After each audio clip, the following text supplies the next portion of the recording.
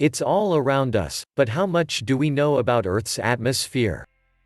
Our atmosphere, made up of 78% nitrogen and 21% oxygen, with other gases making up the last percent, is held in place by gravity and consists of a number of different layers that work together to protect us from solar radiation and to keep consistent temperatures. The atmosphere gets thinner with altitude, with 80% of its mass in the first layer closest to the Earth's surface. There are 5 main layers that make up the atmosphere. The troposphere is the first layer, and is where our weather occurs, followed by the stratosphere, mesosphere, thermosphere and exosphere. There is no definite boundary between where the atmosphere ends and outer space begins, though the Kármán line at 100 km above sea level is often regarded as the boundary. There are other layers that exist alongside the 5 main layers. The lowest of these is the planetary boundary, which is within the troposphere and closest to the Earth's surface, and its depth can vary widely between 100 meters to 3,000 meters as it is directly affected by conditions on the surface. The ozone layer is the one that most of us will be familiar with, and this is contained within the stratosphere, in its lower portion. Around 90% of the ozone in the atmosphere lies here.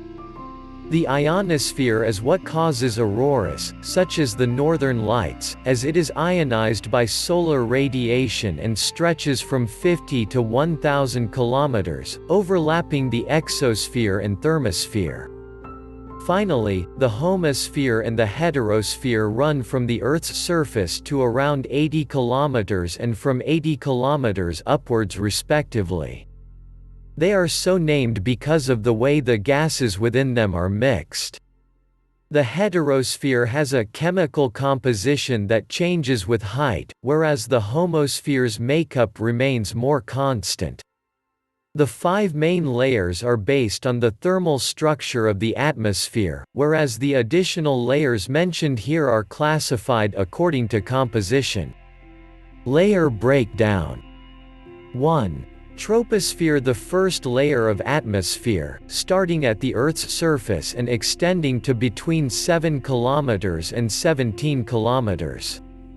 It is heated by a transfer of energy from the Earth's surface, so it gets cooler as it goes higher. 2. Stratosphere starts from the tropopause, the boundary between the first 2 layers, up to around 51 km, with temperatures increasing with height. This is where you'll find things like weather balloons.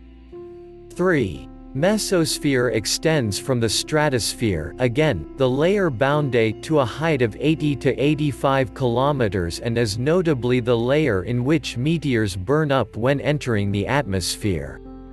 Temperatures decrease with height, and in the mesopause is the coldest place on Earth, around -100 degrees Celsius.